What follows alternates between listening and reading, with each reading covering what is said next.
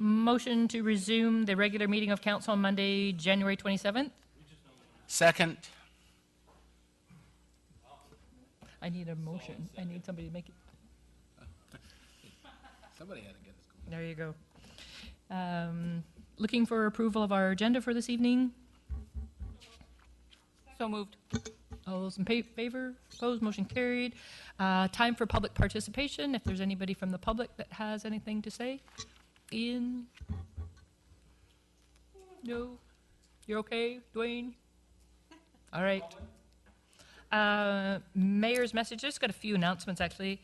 Want to take the time to read a letter that came from Vancouver Island Health in regards to a meeting and our CAO had last week, looking to determine the success of having some residential care beds planned for the West Shore as opposed to the core. So it reads, thank you for taking the time to meet with us and representatives from the Capital Regional District today. I want to reassure you that your concerns have been heard and understood, and that in future Island Health will make a concentrated effort to work more closely and inclusively with municipalities with respect to residential care bed planning.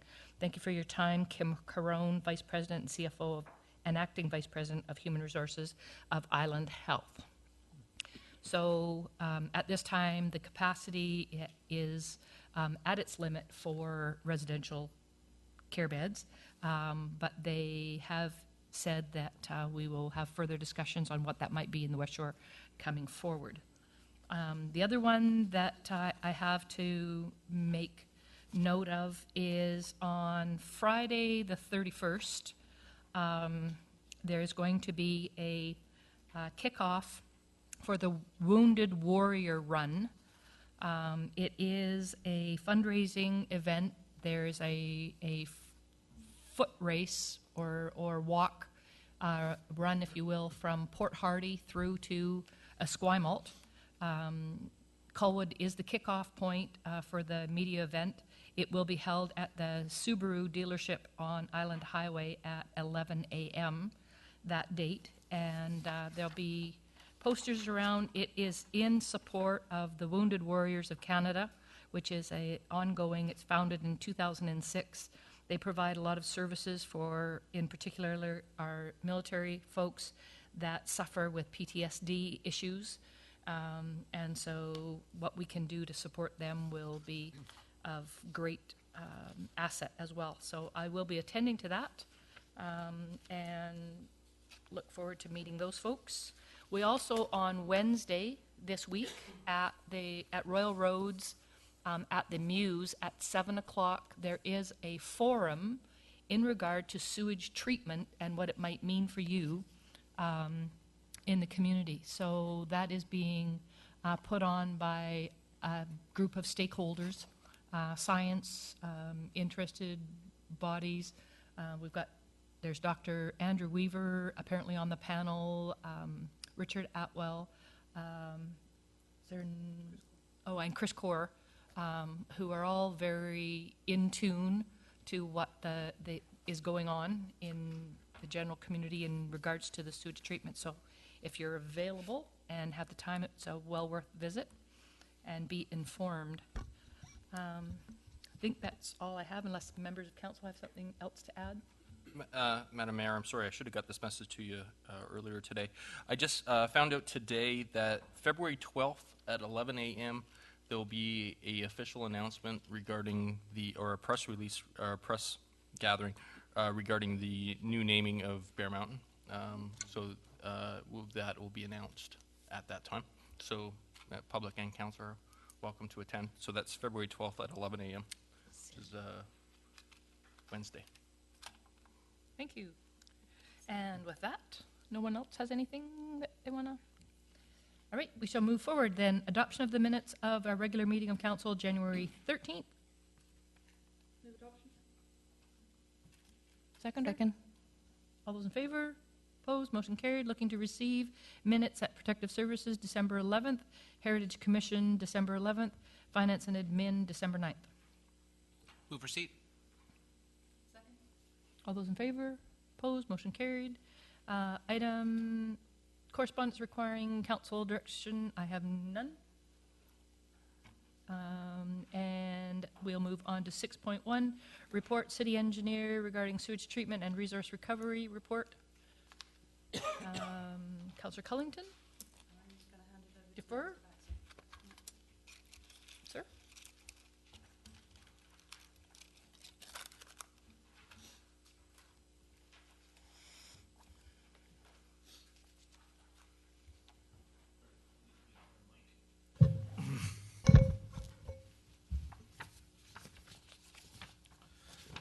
So the proposed location of the sewage treatment plant is shown on the attached plan, and the report deals with the unique position Colwood is in as regards sewage treatment. We have far fewer homes as a proportion of our municipality connected than any of the other municipalities.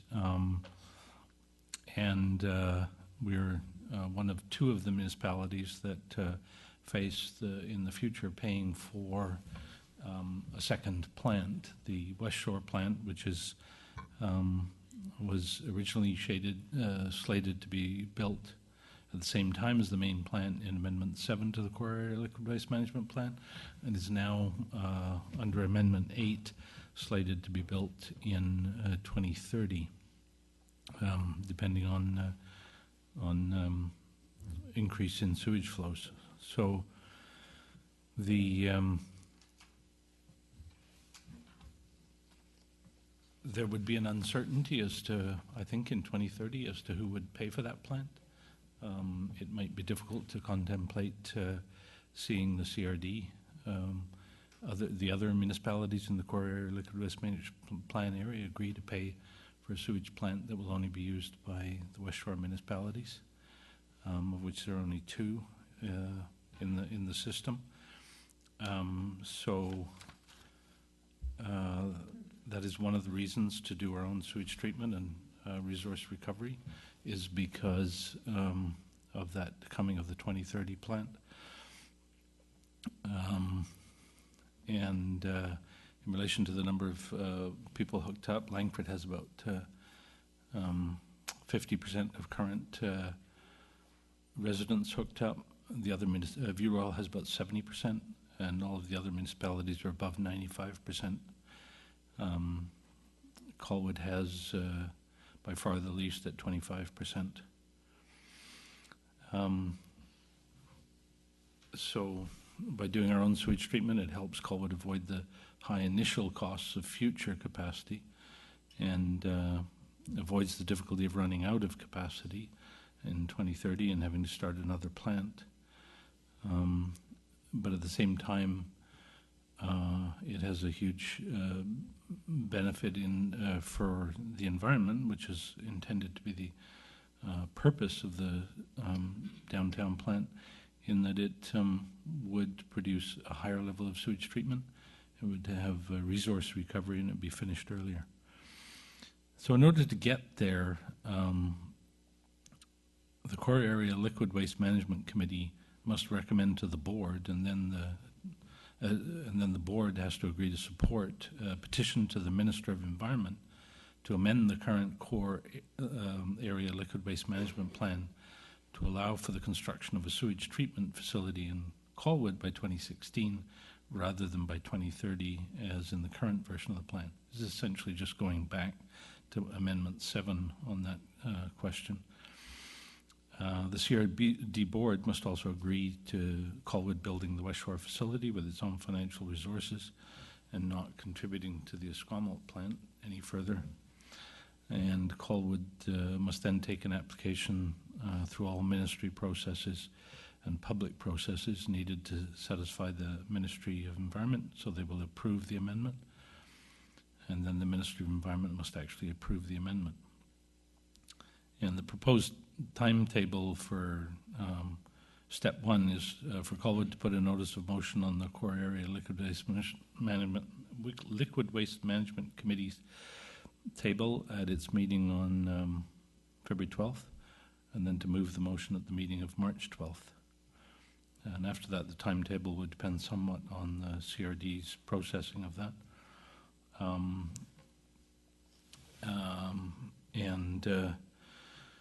when those steps have been completed, which we estimate would take 6 months, possibly less, Colwood, although we've allowed up to a year for all of those processes, Colwood can issue a request for expressions of interest to find a consortium willing to design, finance, build, and operate the sewage treatment facility, and then to turn it over to the city for a suitable price or series of payments. The RFEI, possible RFP and construction period could all take place in under 2 years, giving a completion date in 2016 somewhere. I would emphasize that this is the beginning of a long process that requires public consultation, extensive public consultation throughout the CRD and in Colwood, of course. And if the public is clearly against it, the city can simply call a halt to the process and say that it is will not go forward, and we return to the current plan.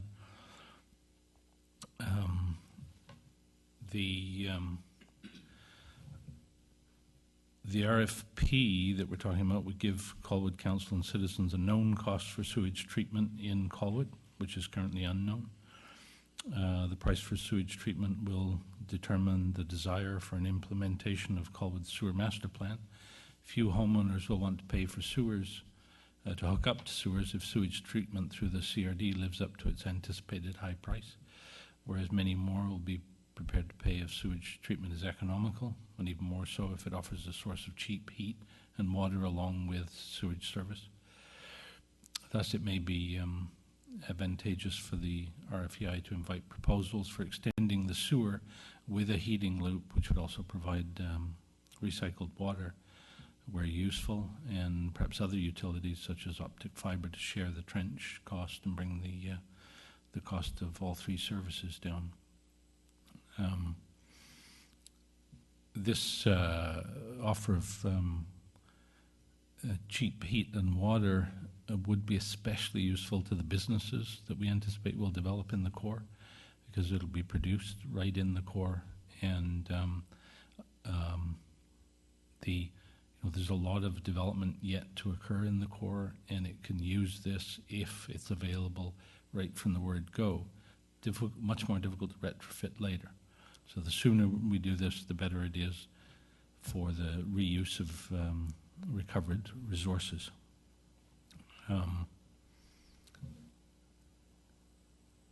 In order to obtain the CRD's approval of a proposal to apply to the Minister of Environment for the required change in the core area liquid waste management plan, the CRD will have to be persuaded that Colwood's position is unique, and that is a factor, that the benefits of the improved sewage treatment are important to all of us, that there is no risk to the CRD, and that there are only benefits to the CRD's aims and objectives.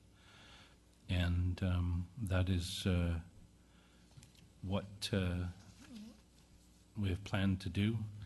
And the options are to direct staff to prepare an application and supporting documents for an amendment to the core area liquid waste management plan to allow the city of Colwood to proceed independently with a wastewater treatment facility complete with integrated resource recovery in the West Shore by 2016 at no cost or risk to the CRD or to its current plans, or to not do that.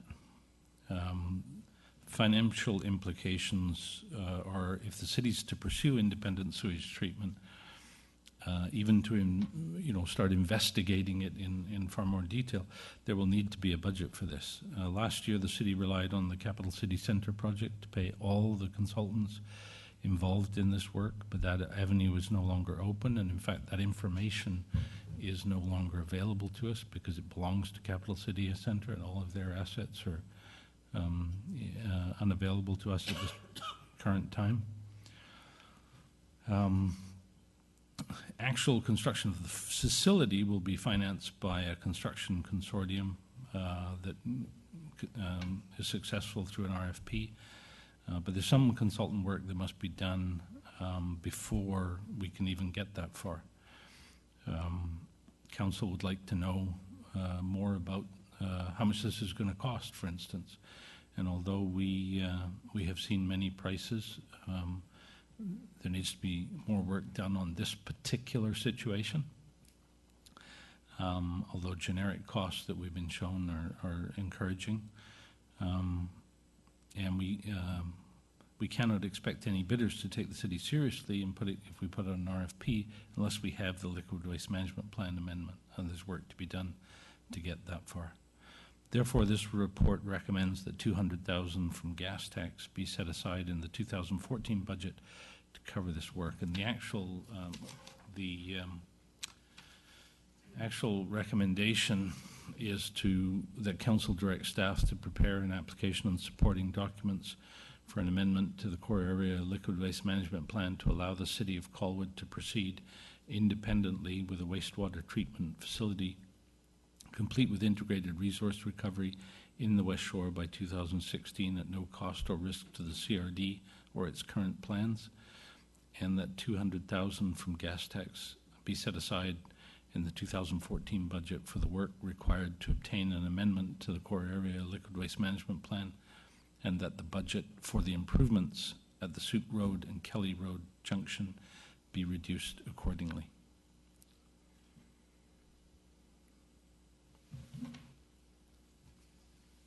Okay. Motion on Move the recommendation, Madam Chair. seconder? Comments, questions, Councillor Martin? Just a quick question regarding, so the 200,000 will not be spent until the CRD has acknowledged or said that we could leave, correct? No. No. No, it will be spent earlier, is what I meant.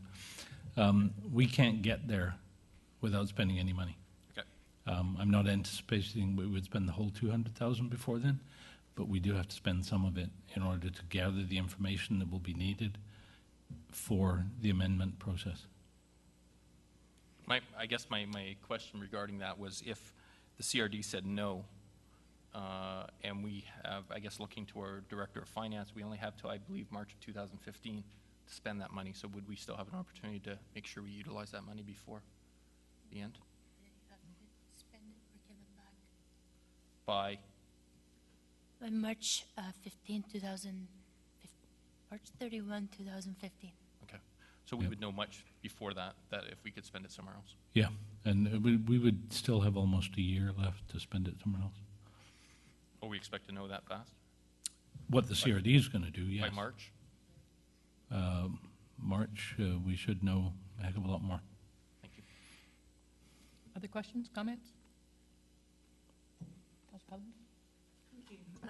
I'm certainly fully supportive of this. My question, comment to either the city engineer or the CAO. The way the motion is worded at the moment, it says in the West Shore by 2016.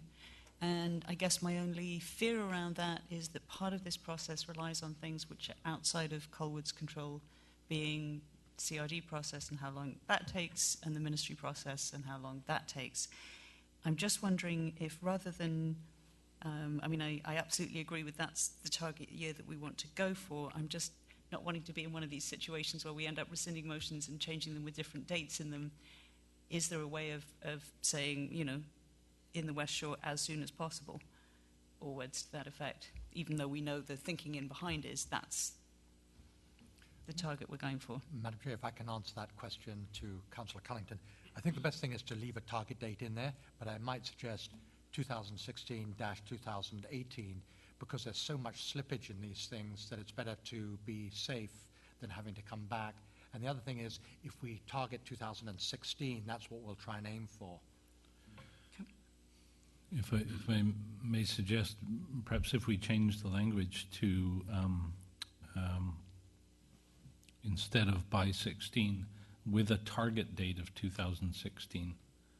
Yeah, I like that. I would. And don't go. Certainly, let's put an amendment out there.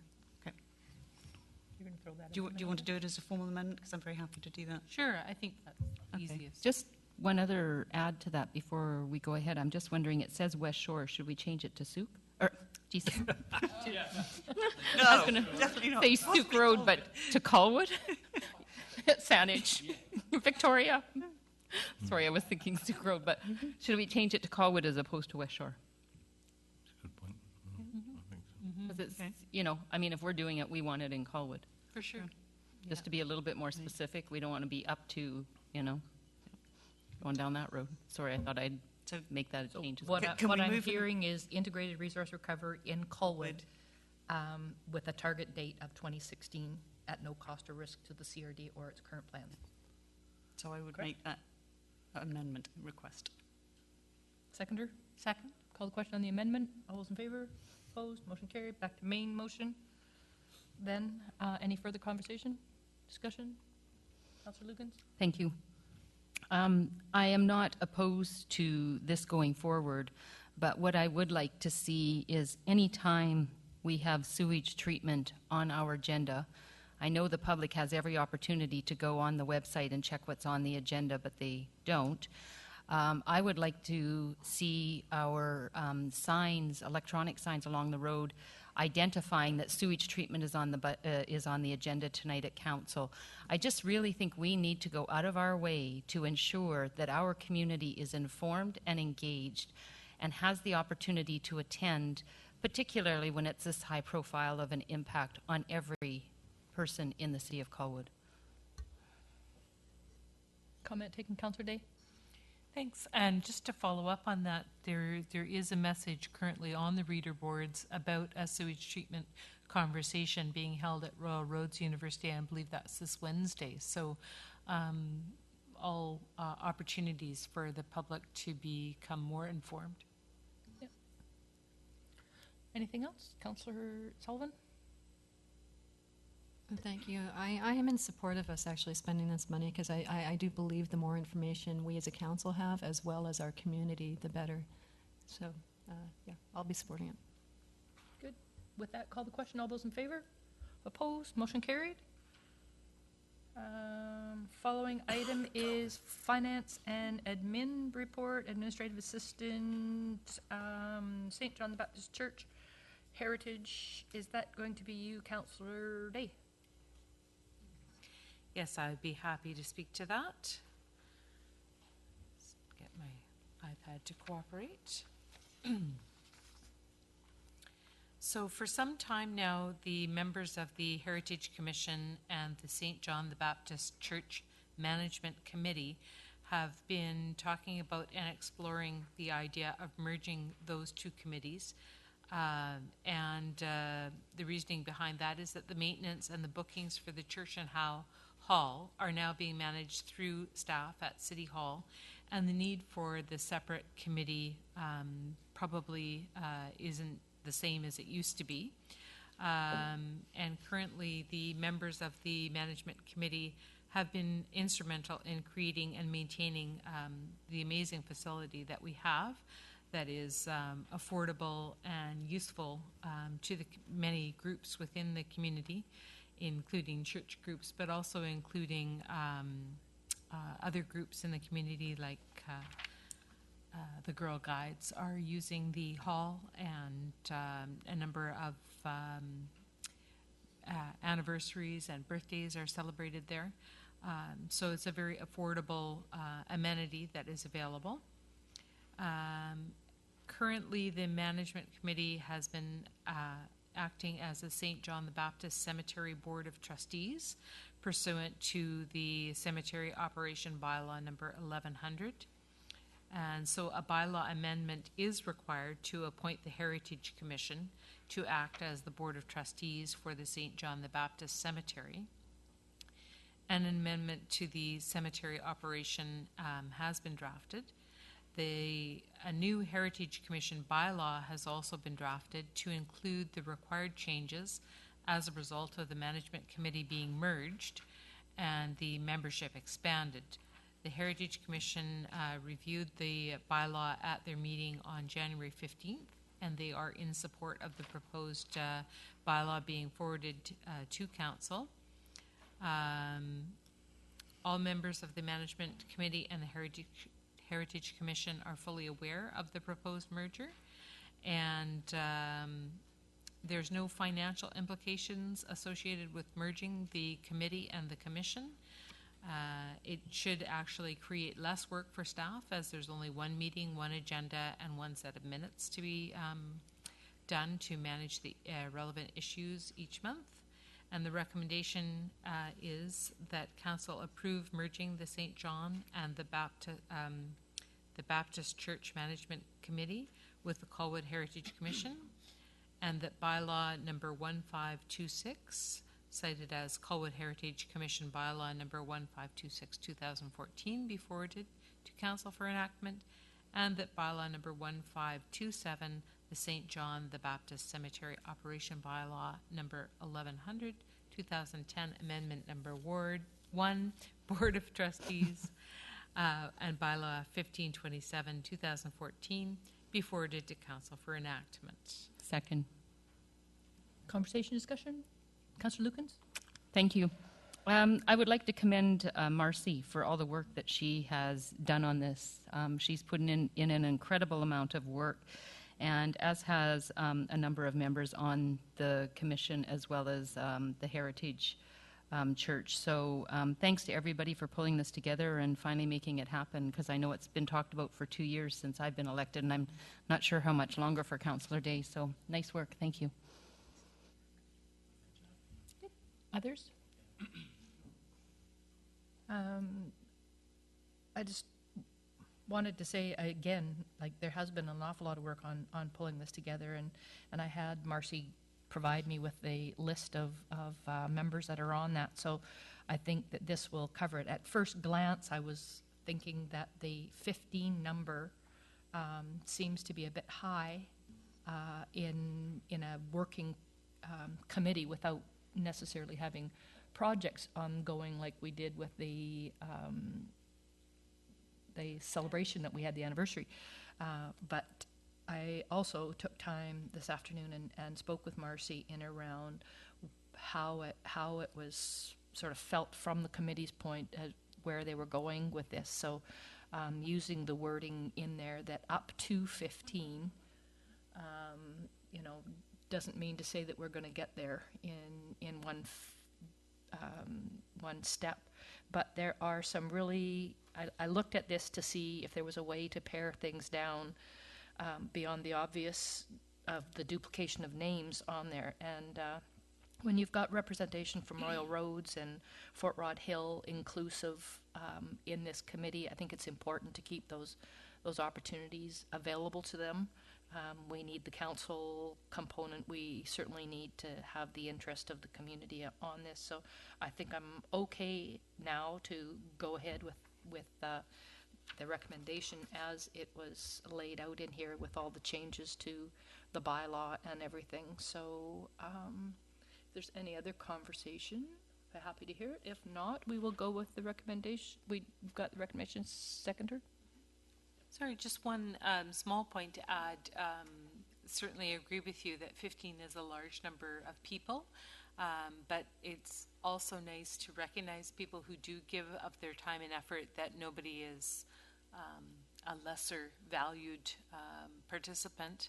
And I have had an inquiry already as a result of some of the publicity around this from a member of the community who's interested in coming to help out with organizing the artifacts from the Goldstream Museum Society. So that's interesting that people are coming forward. Yep. Call the question then. All those in favor? Opposed? Motion carried. Economic Development Committee. This is in reference to terms of reference for the Economic Development Committee. Are you taking that one, Chris? I can do if you wish. Okay. So what we're trying to do here, of course, is get the Economic Development Committee underway, and these are the draft terms of reference. When I say draft, the expectation is that once we have names to the committee will then review these and make all the necessary changes, and at that time it could come back for ratification. But I think the big things to observe is that under, of course, we've got purpose, mandate, and then we have the goals.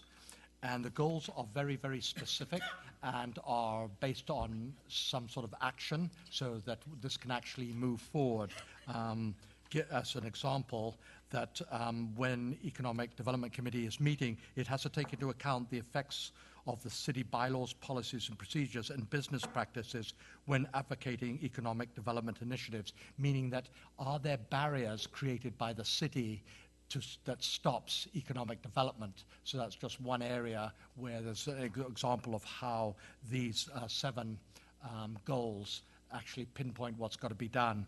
And then, of course, just following along with our procedural bylaws is the number of meetings, what the membership is. And I'd just like to change the membership. It shouldn't read with people's names in it. It should read elected members, the mayor and 2 councillors, and appointed public members, 3 appointed public members. That's how the actual terms of reference should be written up correctly.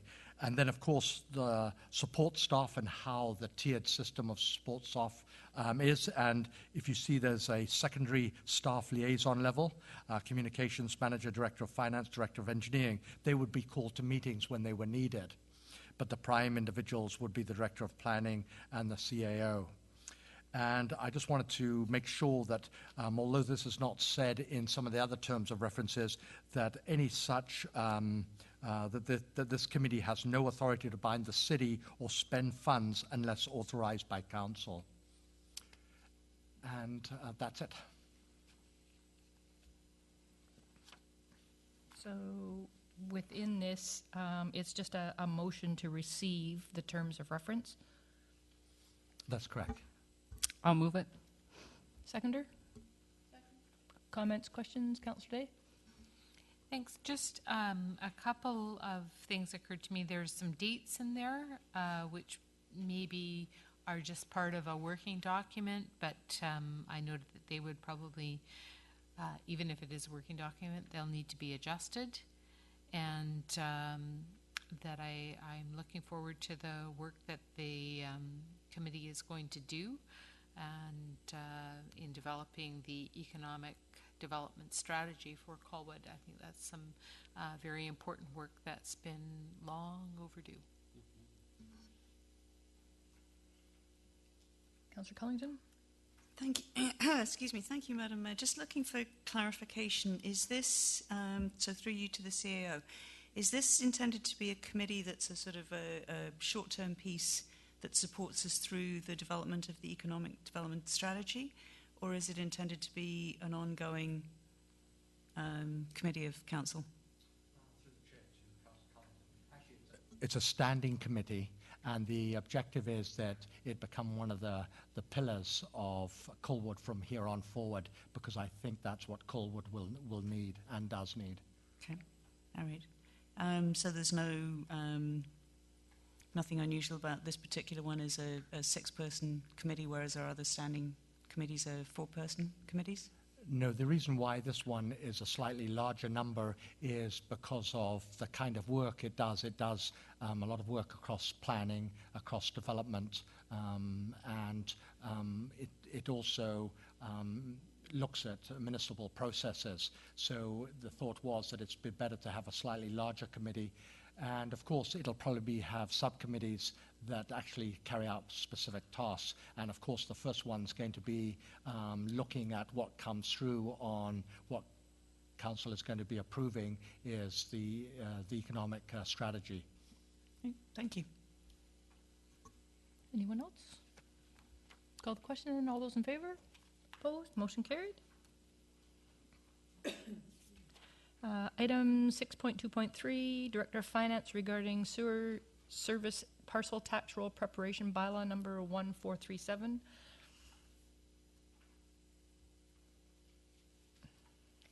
Thank you, Your Worship. This is just administrative duty more than anything.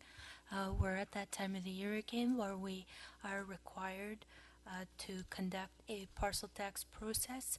And as part of this process, we need to appoint at least 3 council member or 3 individual to the parcel tax roll panel review, and also to establish a date and time for that review if necessary. The panel review is set up to handle complaints by members of the community who dispute being included in the parcel tax, but council should know that people that have been added to the parcel tax roll in the last year are people who have specifically petitioned in. So we only have 1 complaint last year that came forward, but we were able to successfully resolve that, so the panel was not needed. So as I said, it's more administrative. We do not expect the panel to be needed, but we are required to establish membership and dates. And I put forward to council consideration March 25, 26, and 27 as possible dates that would give us sufficient time to post the necessary advertisements that are required under the bylaw. Thank you. Yep. Can I, so I'm happy to move the motion if it's as we read it, but is it, are we making a motion as a council to appoint, or are we actually We need to- appointing? Okay, so what I was going to say before I got to that, so we as council need to identify 3 of us, Okay. or 3 individuals. I believe last year at the ready were myself, Judith, and our CAO. It didn't have to go to that position because the matter was resolved before that, so there was no opportunity to do that. So I leave it to council to make nominations to volunteer themselves or however. Now, Councillor Martin. I would like to move that it was so successful last year that we appoint the same 3 individuals. Second. Councillor Day. Just that our CAO will probably not be able to make that date. That's why, Yeah, notice we the can big have our smile current on his one. face? We didn't specify which CAO. Could be our new CAO. I just, and I, yeah, okay, just thought that we needed to be sure that whoever is appointed could make the dates. So that, yes, I think, just putting CAO down there is more than adequate. Yep. Anyone else? I should ask Councillor Cullington, do you accept? Okay, all right. Then I call the question. All those in favor? Opposed? Motion carried. So, Madam Chair, that was just getting the individuals named. Now we have to have the date and time, because this has to be public information. We have that as March 25th, 6th, and 7th. Did you actually have a time frame? I think last year we had it held during the day. Yeah, it was like 1 11 o'clock in the afternoon it was Yes. scheduled. So, Madam Chair, the only thought there is, we're looking at the public coming to make presentation. Is there an expectation that if they're at work, they're going to have to take the time off? It's one of these things in terms of giving the public an opportunity to come and discuss the matter, so that might be problematic, I'd suggest. Can we set perhaps one of those as an evening? I'm looking forward. One complaint I think we can accommodate. I don't know what we're expecting, if anything at all. And I know previous to that, when we had a few more challenges to it, it was still yet an afternoon that we held the hearing. And there were a couple of individuals that came in that time frame. One was represented by their legal counsel in going through it. So because there were a number of parcels that were being identified and structured in that. So it's kind of a hit and miss. I'm open, to the time frame. We could have it set for 1 in the afternoon and or 7 o'clock at night. So, Madam Chair, if I can, as the Director of Finance said, this is not a new parcel tax. This is just for new entrants Exactly. that have signed up to the system. They've all petitioned to be in it. So the likelihood that there's going to be issue is very low. Secondly, the Director of Finance has the authority, providing the questions are within the four specified by legislation, to deal with the matter directly and solve it. And it's only those that cannot be solved satisfactorily that it would come to the review panel. So it still doesn't answer, do we have to? Thanks for the information, but that still doesn't give me any sense of whether 1 o'clock or 7 o'clock is going to work. How about 10 o'clock? I seem to remember we Yeah. did some previous ones at sort of like 4:30 in the afternoon, and then and we even kind of sort of recessed slightly to accommodate somebody Yeah. who couldn't make it until 5:30 or something like that. So that gives us a little bit of flexibility. So 4:30, are we saying? 4:30. And the Does thing that is- work for our Director of Finance? 4:30? Yes, we really only need one day. It's unlikely that people are going to complain about petitioning in when they're the ones who asked. So Okay, so we'll set that for 4:30 on any of those days, any and all of those days. May we have that the 25th of March? We're just doing one day, Just one day. okay? 25th it is. Do we need a motion to that? Yep, please. So I'll move that. Second. All those in favor? Opposed? Motion carried. Moving forward then to 6.2.4, request for early approvals. Madam Chair, I can answer that. What we've, as you know, we've had a number of committee of the whole meetings. The process has moved along fairly rapidly.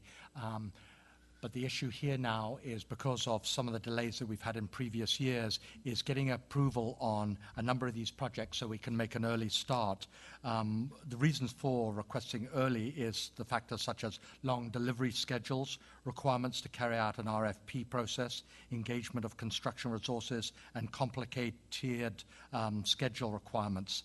So we have a number of projects from different departments, from fire, engineering, administration, and planning, and they're broken out by new projects or projects that were carried over from previous years that are already underway, and that they're also broken down into what sort of project. Is it a tangible capital asset or a project? And further, it's broken down by funding source, i.e. like a grant, a contribution, a statutory reserve, or in a few cases taxation, and then the amount. So all of them, except for a total of 27,730, that figure's coming out of general taxation. The rest are coming from other sources that don't in fact affect the 2014 budget.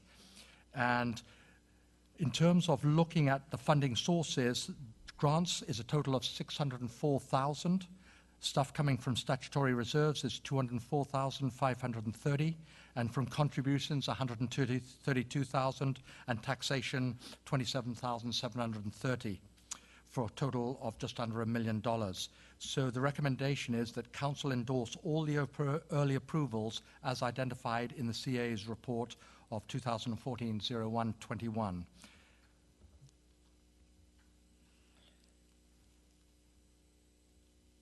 Move the recommendation. Do we have to move it? Yep. A seconder? Comments, questions? Councillor Day? I just have a question about one of the grant line items and under engineering, public works and parks. We have the DeVito Trail, which is adjacent to the Capital City Center project area and the Galloping Goose Regional Trail there. And I'm just wondering if that should not be put off to another time because the project being stopped at this time, it doesn't seem like a very good time to be moving that one forward. Madam Chair, if I can default to the Director of Engineering.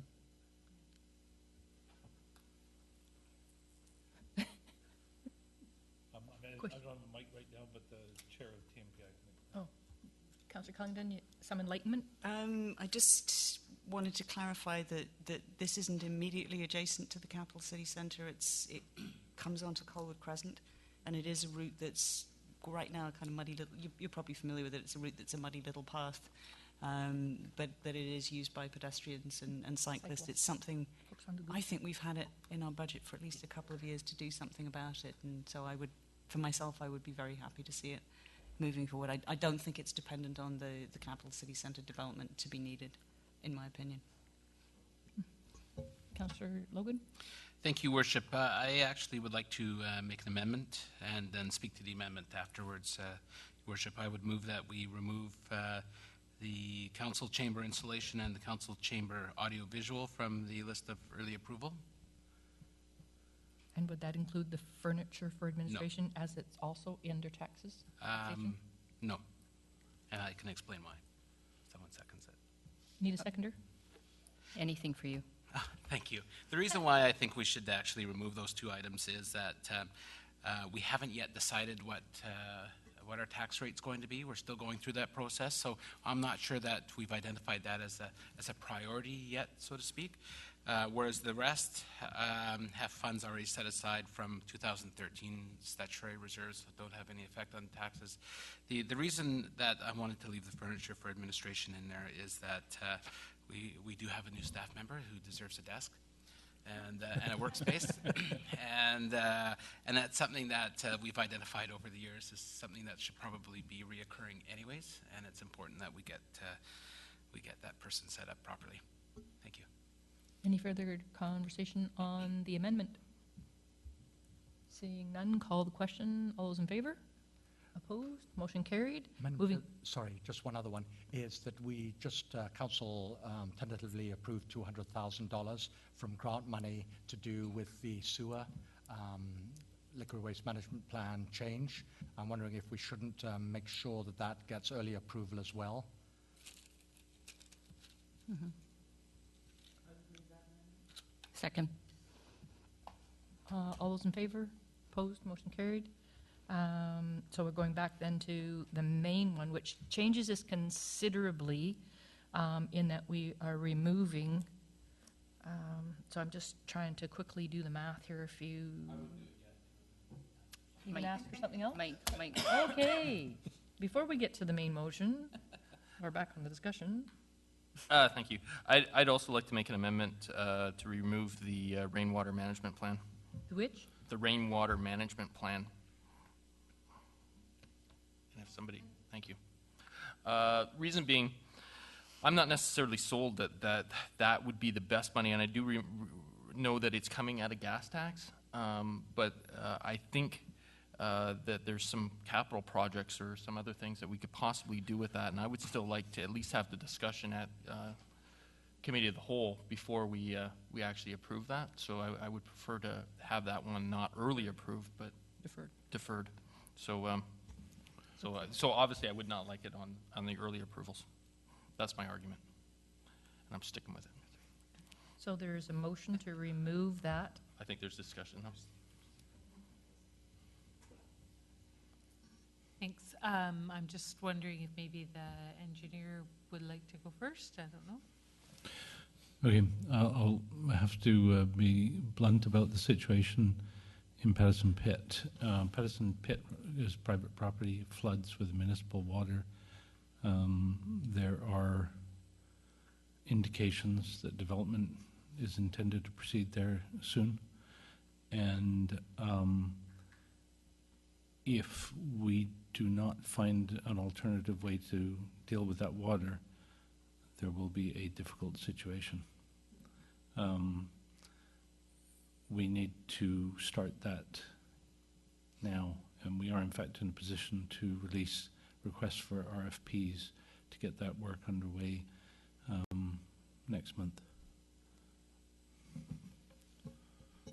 Thank you. I was just going to argue that I think that some of the most important work that the city does is managing rainwater issues. I know that I've dealt with a number of complaints from residents over the years about water pooling in areas or causing problems where it gets into basements or causes liability and hazards. And so having a plan for dealing with the storm water, which is rainwater, I think is a good idea. I guess I could have entertained Councillor Martin's suggestion that we be a little more clear on what we were doing until I just heard now from the engineer.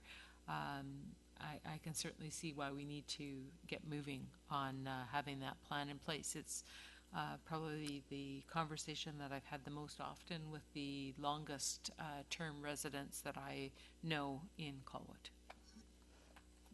Councillor Sullivan? Thank you. Just a point for clarification. Is it a plan or an actual project that we're proceeding on? It's a plan that will result in a project of some kind, because we have to solve this problem, but we need a plan that looks at virtually the entire community in order to figure out what to do with this water, because it currently, the cheapest and simplest way to dispose of it from that property is to dispose of it to Colwood Creek. And between where this water comes from and where the watershed for Colwood Creek is, that covers a good deal of the municipality. The alternative may be to take it down to Royal Bay, and that brings in virtually the entire rest of the municipality's watershed. Councillor Lukens? Thank you, Your Worship. I just, on the rainwater management plan as well, I'm just wondering whether or not we need to spend $120,000 right now on the plan in order to take care of that project. If we defer it and have further discussion over it, I don't know how much of a difference that is going to make. My other question on this one would be, and I know I spoke to the CAO about it, is what's going to be really our ability to implement that master plan, the rainwater master management plan, once we do have the plan. So I personally would like to have further discussion on this as well. I understand there are some issues around a couple of properties that are very specific, and I don't know that personally at this time we need to spend $120,000 just to fix them.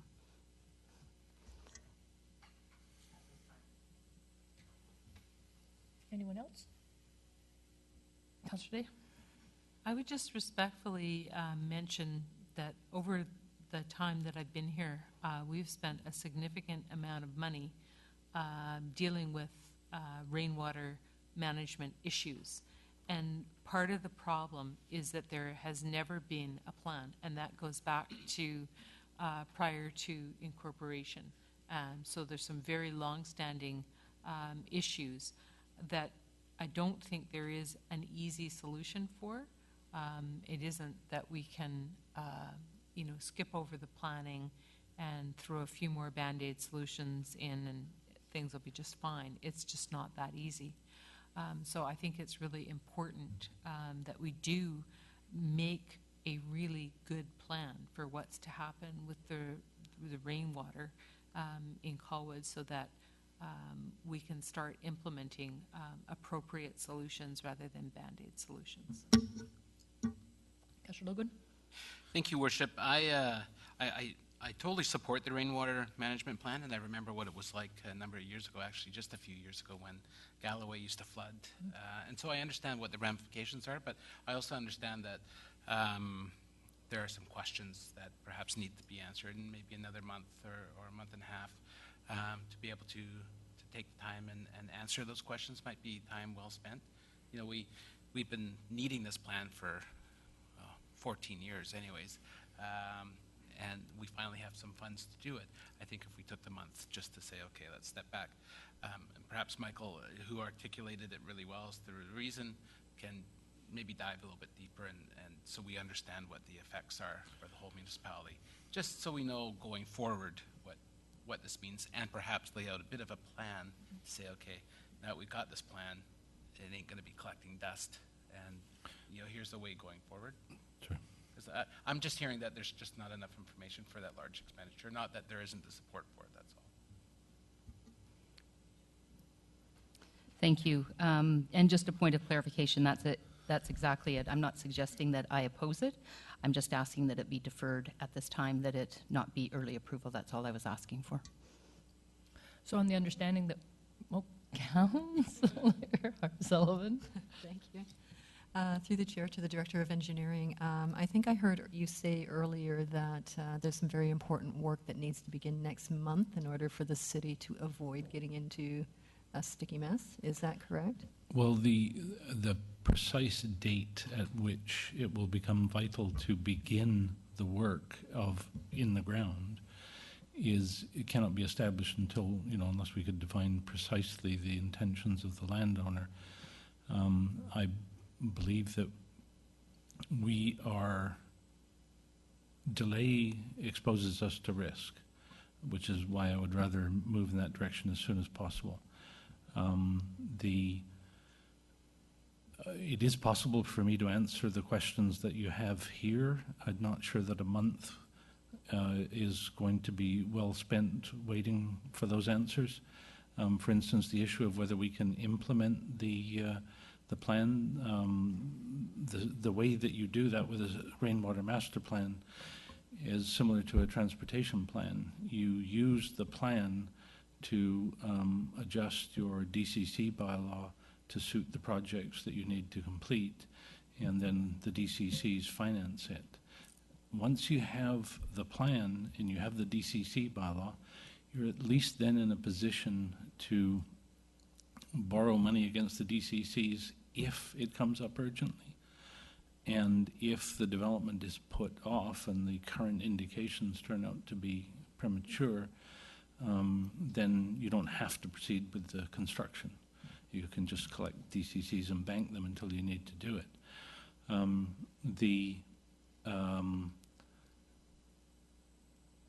The reason that you need the plan is I can solve the problem right now for 2.5 million. Mm-hmm. I don't want to solve it for 2.5 million. I would like to solve it for a lot less money. And it needs a lot of work on balancing the flow into the different watersheds and how much might be absorbed on site if they fill with this material or that material, in order to come up with a range of possible alternatives to the brute force solution of 2.5 million, which can then be intelligently discussed with the developer, because we already know what the different options are. Thank you. Just follow up through the chair. So I just have a question. It might be somewhat naive, but the property owners, would they be satisfied with a decision to go with the plan first? Sorry, to... Like, if I understand you correctly, there's potential litigation if we don't address this appropriately and quickly? I didn't actually say that. I know you didn't. I am. Yeah, that's why we need to know what our parachute looks like ASAP. Thank you. Councillor Cullington? Thank you. I think this rainwater management plan is something that another one of these pieces that we've talked about for a long time, and we actually need to get moving, because we need to get on and deal with this and a number of issues around that. And I, for one, would like to see this plan finished this year, and I know there's a process already ahead of us in terms of, going through RFP processes and choosing the consultant and. So I think there is in my mind, a need to get moving on this sooner rather than later. Having said that, Michael, is there an intent to bring the RFP through committee, or you got it? Because I think I heard you say you got it ready to go. Yeah, the RFP's already been drawn up, and so it will be at the February meeting. Okay. So committee and council will have a chance to look at some of the details and ask more questions. So I will not be supporting this motion. In other words, I would like to see this remain in the early approval plan. Anyone else?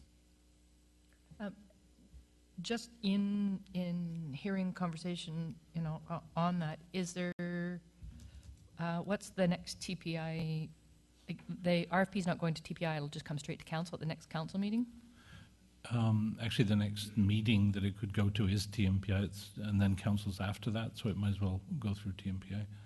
where there can be a full Because discussion. council's on February the 10th, and I'm just wondering, if there was, can we deal with everything all at once in that?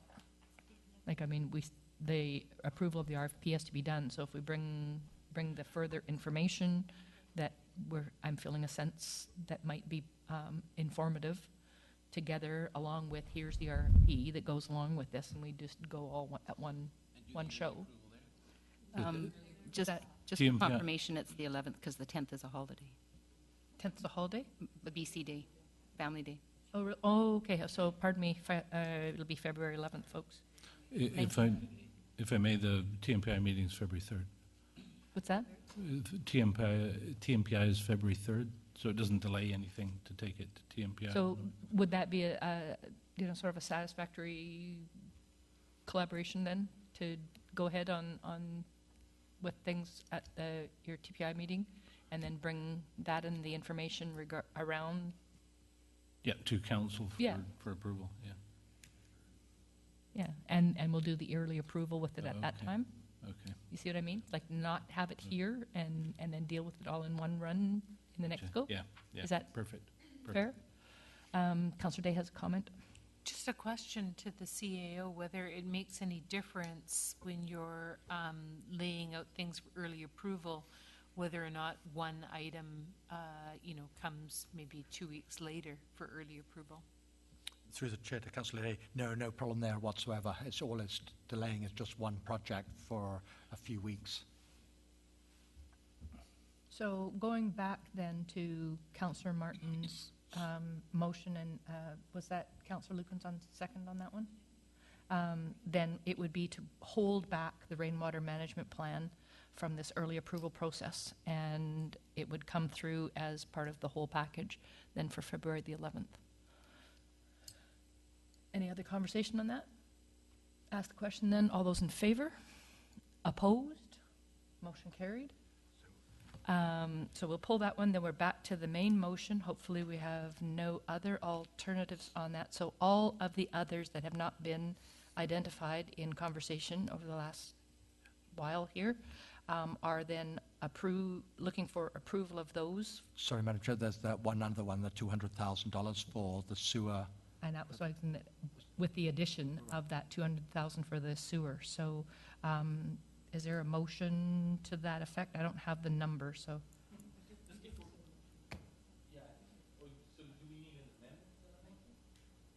Like, how do we do, because we've already moved it. So how do we add the 200,000? We already have a motion, but it didn't include the 200,000. Yes, it Yeah, did. we Oh, did. did. We Oh, did do okay. a I'm motion sorry. to Okay. add the 200. I just have one other question. Okay. Just regarding the line. Of course. And this, I am not looking to remove this one, but I just would like clarification, and I would ask actually our staff. The Welcome to Colwood sign, is that a lighted sign? And is it lighted as in lights are shooting on it, or is it backlit, or how is it lit? Well, we haven't decided on the front of the sign yet, but we could work either way. Definitely it would be floodlit from the front. We have options within this amount of money to do. It being backlighting. And is there a chance that it would be like a fluorescent light? Like as in the sign itself lighting up?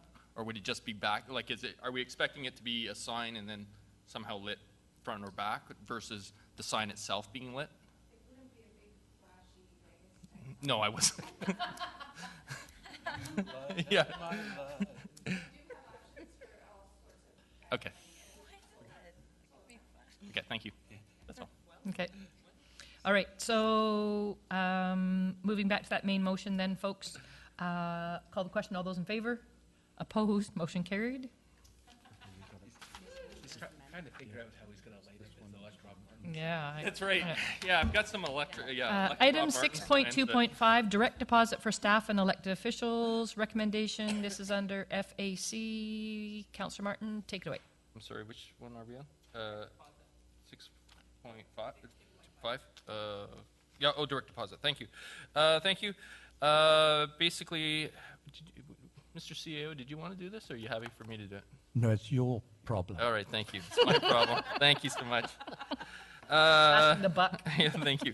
Chief Administrative Officer provided an overview at the January 16th FAC meeting, just regarding that our finance staff are looking for us to develop a policy regarding personnel, city personnel and elected officials regarding direct deposit. We're just basically in a position right now where the majority of our staff and council have moved over to direct deposit, and there's just some issues regarding that.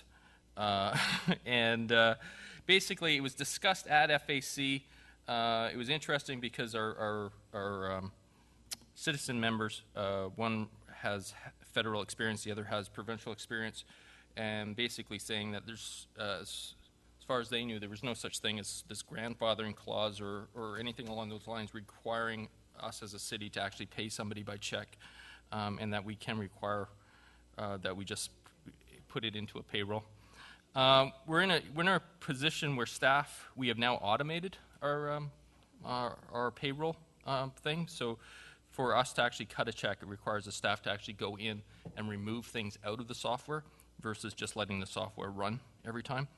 So that there was a recommendation from the Finance Administration Committee that the Director of Finance be instructed to draft a payroll policy requiring all staff and elected officials to register for direct deposit of payroll-related checks. Do you want me to add all three, or do you want me to go singly? Do you want me to go one at a time? Okay, so I'll move that one. Okay, I was going to say that I think you could probably put the first and second one together. I don't think there's any need for it's kind of a moot recommendation, the third one. Okay. Sorry. So what I'll do is, I guess, I'll add the first two to begin with, so that we draft a policy, payroll policy, all staff and elected officials to register for the direct deposit of payrolls-related checks, and that the new payroll policy apply to all staff and elected officials effectively the date of adoption. Second. Comments, questions from council? Councillor Logan. Thank you, Your Worship. I will actually be voting against this, more on principle more than anything. There was a commitment a number of years ago when we initially went to direct deposit that those that chose to receive a check were grandfathered. And I think that this policy, this commitment, should continue to be accepted. And there is one person, and that person is me, that chooses to receive a check, not because I am keeping a second wife behind the scenes, trying to evade taxes or trying to skip out on anything. But I do so more on principle more than anything. And I ask that my colleagues respect the wishes to grandfather somebody whose desires to have a manual check. And I will say that, you know, with all this automation and direct deposit, that we've gotten lazy. And it causes us to be lazy because it now removes my ability or my desire to walk to the bank and do some stuff that I like to have done and I've done traditionally. And so, you know, I guess I'm going to be a rebel on this one and say, you know what, it is, damn it, my right. And I am one person. You know, I don't care if my check is cut every 2 weeks with the rest of the staff. It can be done with a regular check run that causes no additional burden or very little burden as it has over the last number of years. So I guess the other question is what happens if this passes and I choose not to sign up? You know, the inspector going to come and handcuff me and say, you know, so... You know, I think this will resolve itself in another 3.5 years or 6.5 years or whatever it may be. Who knows? But you know, I just question about having to push this as strongly as it is being pushed, and the resources to create this report. Thank you. Councillor Martin. I was dying to answer. Councillor Logan, I appreciate his passion. And I definitely respect my colleague. So saying that, now I'm going to actually say what I think. I think the issue that I have, and I struggle with this, and I understand his point. However, we are constantly challenging our staff to be more efficient. We are constantly requiring and asking, for example, we don't want to pay overtime on Saturdays for branch drop-off, that we want our bylaw officers working 7-day-a-week shifts. We're requiring our staff to take on certain things for efficiencies of the city, and I think as leaders of the community, we should be demonstrating that to our staff. It does require additional time. Time is money.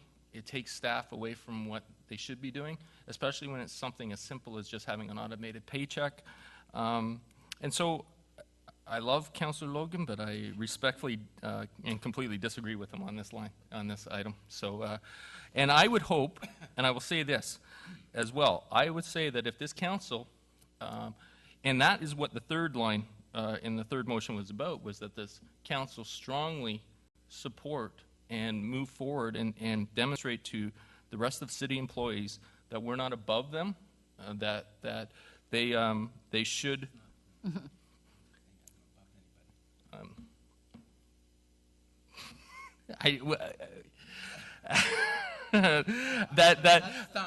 Well, I'm sorry. I apologize if that stung. I did not. I'm certainly not attempting to be hurtful, and I do apologize if that stung. But I think we do need to demonstrate the same level that we expect on everybody, and so that's why I would hope that Councillor Logan, if this does pass, that would respect the wishes of this council, just as I've had to suffer through several votes where it's gone against what my wishes. Councillor Lukens? Thank you, Your Worship. And I did have a conversation with Councillor Logan in advance. I've lost sleep over this because I have to vote differently than what he is feeling, and I do appreciate his stance. But I just want to take us back to the report. And during the meeting, we did ask the CAO to seek legal advice on whether or not there was any issue with going through with this. So I'd like his comment if he's actually done his job. There's a sting. Madam Chair, well, actually, the lawyer said grandfathering is okay. No, I'm sorry. It did, no, let me reverse that. That's not what you said to me. That's not what you said.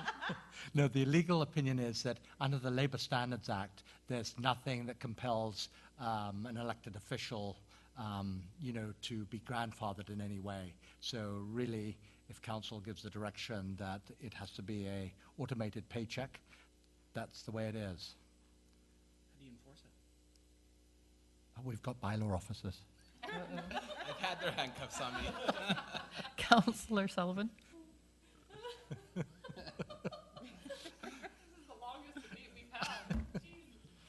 Most. I'm going to respectfully disagree with our lawyer because I just wonder if this would stand up to a human rights complaint.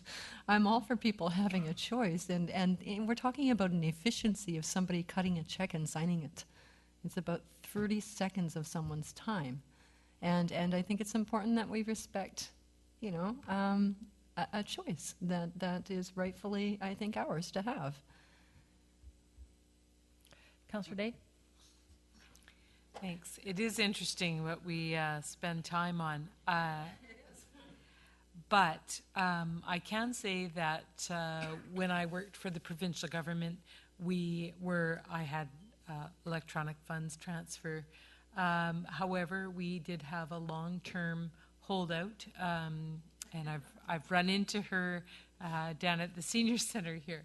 So I think she has retired now, so I'm not sure if they still have any holdouts. But certainly there are people like Councillor Logan who feel strongly that it is their right to be given a check for their remuneration, and that we don't all have to be part of the electronic funds transfer world that we seem to be increasingly thrown towards.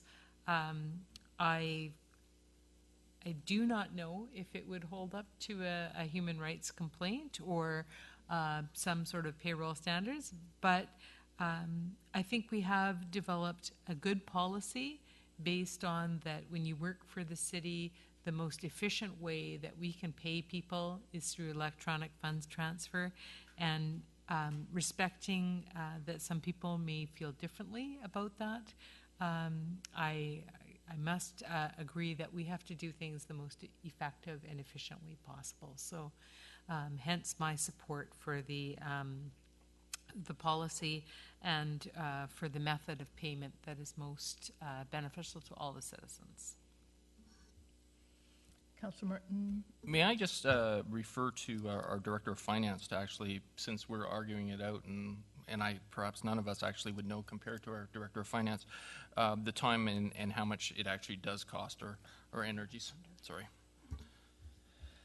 Yes, well, I was just saying to the CAO, the most recent check that Councillor Logan received just today for a pay period 2 Fridays ago took 9 days for staff from start to finish. It's not just a matter of pushing a button and to produce a check.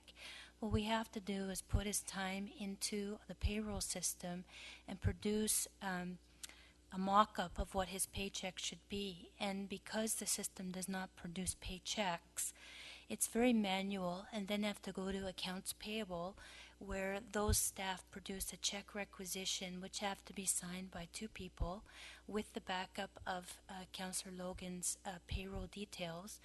That check requisition gets signed, and then a check is produced, and 2 people have to sign that check. And today he was finally paid. We were all paid 2 Fridays ago.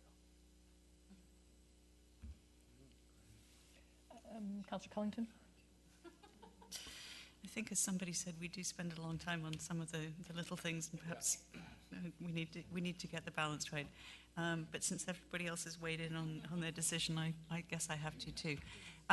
So, with the greatest respect and due apologies to Councillor Logan, I will be supporting this motion basically on a couple of principles. One is that while I respect his right to ask for this, I am aware that there is additional time involved in doing this, and when it's just one person, maybe it's a little bit of extra time, but if one person can ask for it, maybe a dozen people can ask for it, and then it does become a very big time burden on staff. So from that point of view, I would go with the principle that we should all be doing the same thing.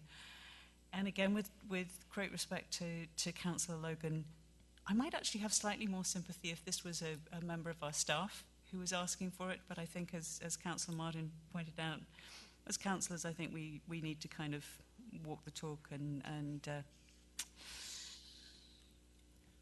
I'll go for a lovely long walk with you to the bank any day, Gordy. And all over our wonderful parks. Councillor Day? Yeah. Thanks. Sorry, now I'm offended. Because as little as we get paid as councillors, we work very hard for the city. And so I think that I think that we pay telephone bills. When I sign the check runs, we pay BC Hydro, we pay all kinds of bills that come all the time. We should be able to figure out how to sign a check for Councillor Logan. It can't be that hard. We can pay our telephone bills online then, instead of cutting a check. It's good for the juice, it's good for the gander. So I mean, holy cow. There's more they're working on. Call the question then. All those in favor? Opposed? Motion carries.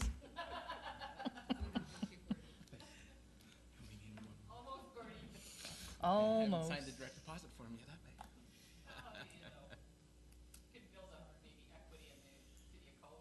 they? I would suggest that you check out your direct deposit. It may not work out.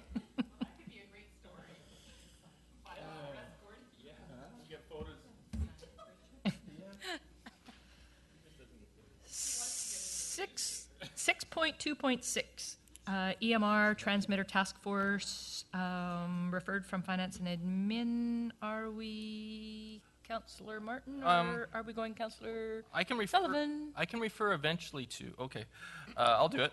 Okay. The unfortunate thing was, unfortunately, at Financing and Administration, we did not have anybody from EMR.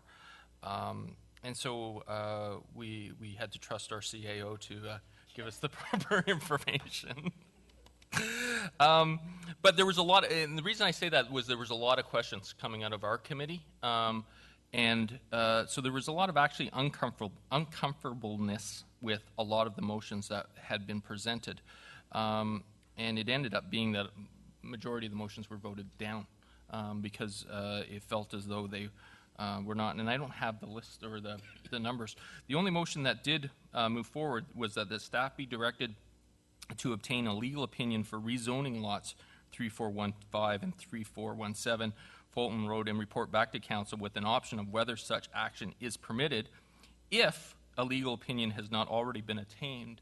And I don't know, looking at our CEO, if that actually, we discovered it or not. Yes, I can give council a bit more information. First of all, right now, in terms of how this is assessed by BC Assessment, 90% of it's under Class 1 residential, and 10% is under Class 2, which is utilities. And, you know, the utility part of it's very small because it's based on basically the footprint of the tower and a couple of cables. However, a legal opinion was sought, and this is exactly what the lawyer said. We have been warned by our solicitors that rezoning for the sole purpose of enhancing tax revenues would likely be seen as improper use of council zoning powers. So we really do have enough to go on in that terms that if we do this, it would be the wrong thing. There's another part to this. If we did rezone it and we were successful, the problem then becomes that the zoning sticks. So if the towers are removed, then what are you going to do? You've now got an area that's zoned with a special zoning, and it's you can't then downzone it because then you're reducing the value of the property. So it's problematic, depends on which way, although I'm sure the Director of Planning probably has a solution to the kind of zoning that could be put in there. If I may, Madam Mayor, just before our Director of Planning shares his wealth of knowledge regarding these two, it looks to me as though then that motion doesn't even need to be, since we already have obtained a legal opinion, so we don't really even need to make that motion at a council table. Is that correct, Mr. CEO? That's correct. Okay, thank you. Thanks for doing my job. Sorry. Well, I was making the motion, and then I realized maybe I don't even need to bother. Do you have anything to add, though, Alan, in regards to this as far as?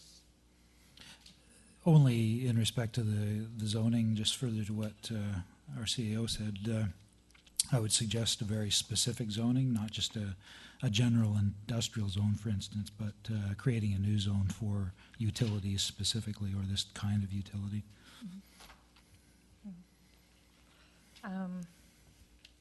So that one, I guess I'll just move to receive the report. I was going to say, I think that would be appropriate. That could be appropriate, or you could vote on it and deny it. Well, I mean, it's not necessarily a denial. It's the fact that the legal opinion has been obtained. So that information, I'm sure Councillor Sullivan will be taking back to the EMR committee. Councillor Day? So I guess what I'm feeling is that there is still an outstanding issue here. And the outstanding issue is that there are transmitter towers that have been erected in a residential area. They don't appear to be leaving anytime soon, and they don't compensate the city any real valuable amount for their presence there.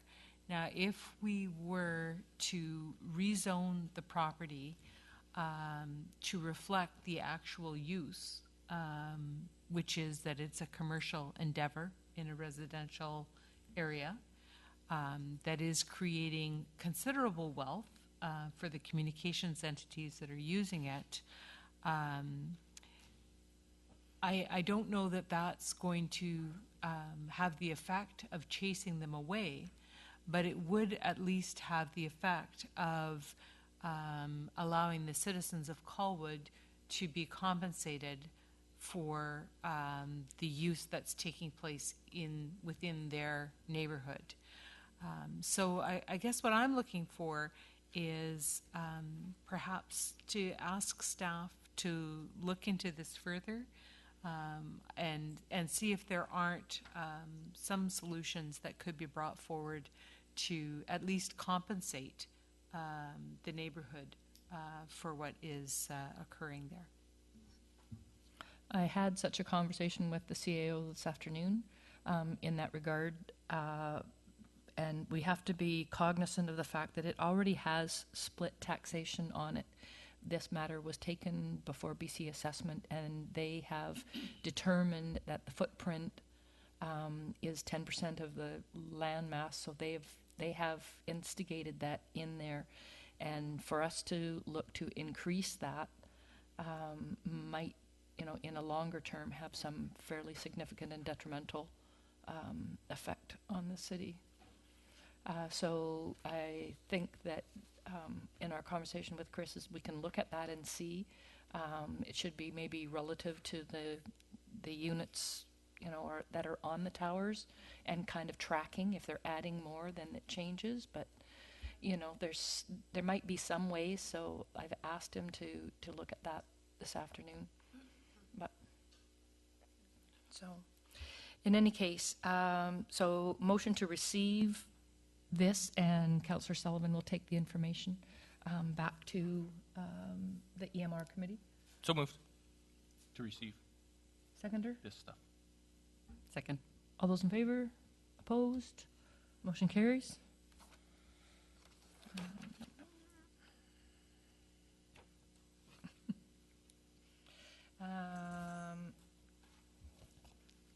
Item 6.2.7, read Code of Ethics Policy, and the recommendation coming from CAO. Thank you, Madam You Chair. want it? This was a policy that was already in existence. All we did was review it and look at it compared to some other municipalities that are on the leading edge, and we modified it. And the areas that I'd like to just quickly go through rather than read the whole thing is it's an update purpose statement to better communicate that the policy applies to all staff and elected officials and council-appointed committees where applicable. Restating some of the definitions, with some being removed, some enhanced, and some others added. Rewriting the section on political activity to provide awareness of employees' rights. Expanding the rules related to the disclosure of confidential information and working on or promoting development applications. Adding 2 new sections related to development applications and the purchase of property in Colwood. Adding a second paragraph to the section addressing outside employment, rewriting the provision governing gifts, favors, and discounts to provide clarity and to include specific issues related to solicitation, conference prizes, and exceptions to these two new provisions. Updating to a number of subsections, particularly those listed under council and committees, to include references to comply with provincial legislation such as freedom of information, personal information, human rights code, criminal code, constitutional act, and local government act, and community charter, and WCB. So the recommendation is that the revised Code of Ethics Policy COD 001 dated 2014-01-16 and consideration that were considered at the January 20th, 2014 Finance and Administration Committee meeting be forwarded to Council for approval and adoption. I'll move it. Second. Councillor Day? And I just thought I'd point out that when we're attending conferences that the city has paid for, we are now required to bring back any prizes that are over $30 in value to be shared with other members of staff. You take the check, I take the pad. You guys just want the moose. Yeah, they should. You're going to have to dissect that thing. Was there a value on that? It's priceless. It hasn't made an appearance in council. I saw them at Costco. Councillor Martin? I had issues with, Thank you. I had an issues with when we were talking about this at FAC, and our CAO and I respectfully disagreed with each other, because I actually do not believe in this retail value of $30. I believe it's too low.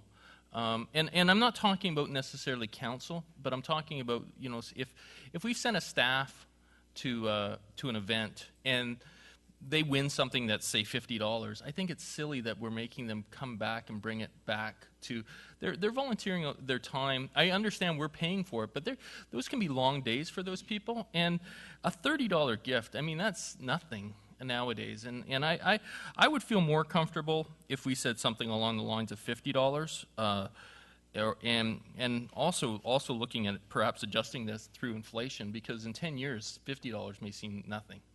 So that's my only concern about these numbers. And I guess, I'm not thinking about council. This isn't about us, but it's about staff who are spending a lot of significant time away from their family and everything else, and we're saying, hey, you want a $40 bottle of wine, you can't have it. I mean, I have an issue with that. Councillor Sullivan? I'd like to concur with Councillor Martin's position on this, because if you take a look at UBCM and some of the prizes that they give away afterwards, like a trip, a cruise, and all the rest of these things, is it the expectation of this council that, what are we going to do with that prize, cruise? We can't give it to the city. We can't give it back to our ratepayers. Who are we going to send, other than the person who actually won the draw? Well, and to go along with that point is that a lot of these events, you have no control over whether you enter or don't enter to the award process. It's by virtue of your registration, so it's out of your hands right from the get-go. So, Councillor Lukens. Yeah, and I just want to refer. Yes, I have 2 years in a row won the Fortis BC Twitter contest, and therefore 2 iPads. But again, they did it from a draw. So what they did is took 5 or 10 names, put them in a hat, and coincidentally, they drew mine. So it's not like, I paid to go to that event or whatever. It was part of the UBCM convention, and I have no problem had I have known to have brought them back or whatever. But again, I think it's equal for staff as it is to council, and that is we spend a considerable amount of time committing long hours, long days, and I don't have an issue with it either personally, but I guess it can probably get out of hand. But when you have not solicited yourself to be in that draw, and it's just part of the registration process or anonymity or whatever it is, and you happen to win, I also agree, and I also spoke of this at the FAC meeting. Our CAO has something, maybe? Madam Chair, the whole issue here is ethics in the 21st century, especially to do with government. And government all over the place is always in trouble for doing something that it shouldn't be doing. And the idea of this policy is to try and make it crystal clear where the ethical standard is for us in Colwood, which is very similar to a number of other jurisdictions. And I think it behoves us to make sure that when the public is looking from the outside in, they have nothing to complain about the way we do business, especially when we go to a conference or something like that and we're given gifts. There is a way that we handle it, and that it's as fair as possible to all. But couldn't we do something like that, if I'll use Councillor Lukens, for an example, in winning that iPad, that she brings it back and discloses it in some format, publicly, and then if, and it's held, and if there's no complaint, I'm canceling my Twitter account. 30 days, or something, then it goes forward. I mean, it just, like, I can see what the intent of it is, and and I know that there have been instances in communities out there where favored gifts are given, in conjunction with passing,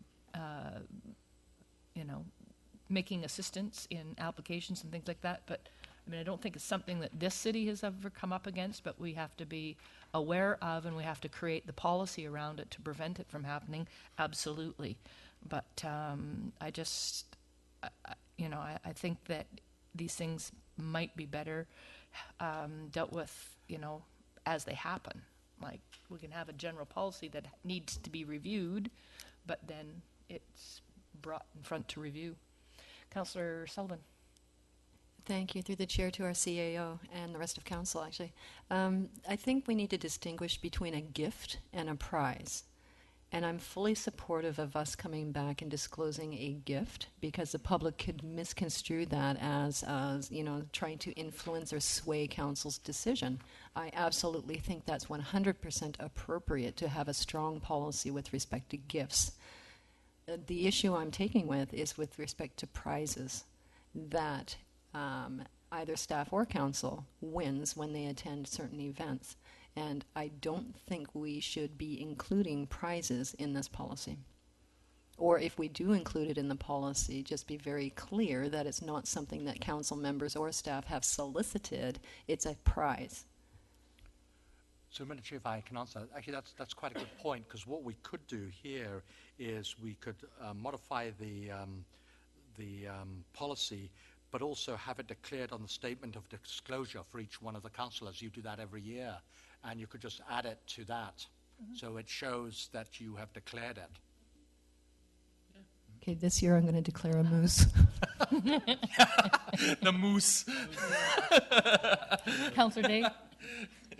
Thanks. I think that's actually a great distinction. And the reason I feel strongly that way, I haven't ever won a big prize, but I've gone to, I think I've been very fortunate to have been supported by council to go to not just UBCM, but also AVICC and other convention events that were very important to me, developing my understanding of the portfolios that I try to represent council on.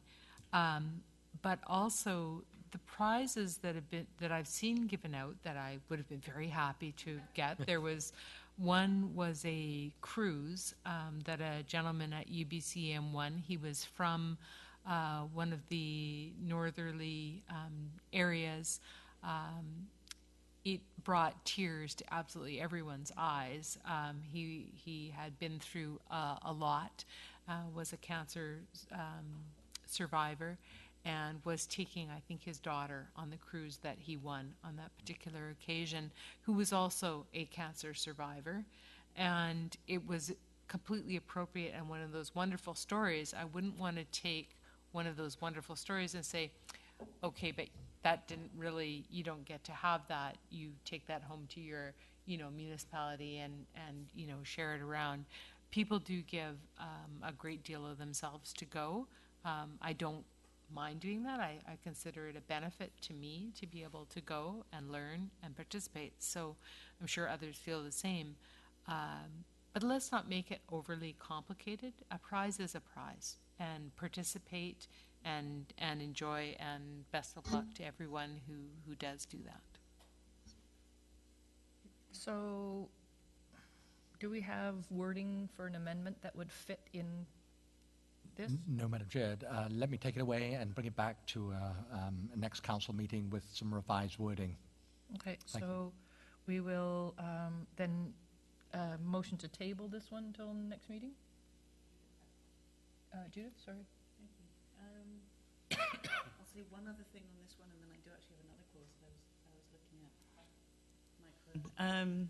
So I also won something at UBCM, which was put a card in the trade show and won a free registration to Globe 2014, which is worth a significant chunk of change. So I think it probably is appropriate to, at very least, disclose stuff like that. I think that's entirely appropriate. And if you guys want to do a raffle for winning it, yeah, fine. I want a T-shirt. Woohoo! I got a flashlight.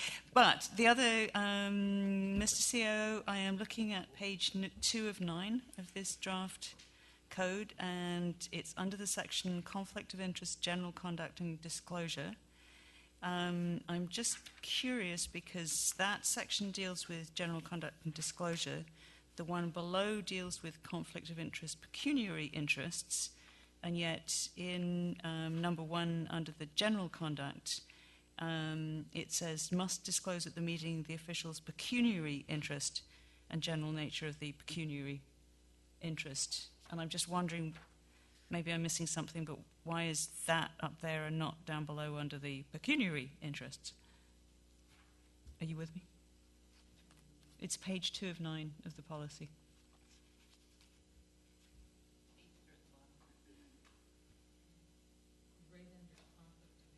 Yeah. But you have to go into the... So under conflict of interest, general conduct and disclosure, it then, under the first numbered item there, it says must disclose their pecuniary interest, and I'm wondering whether that word pecuniary should actually be in there or not. I can have a look at that and Okay, see where it thank sits.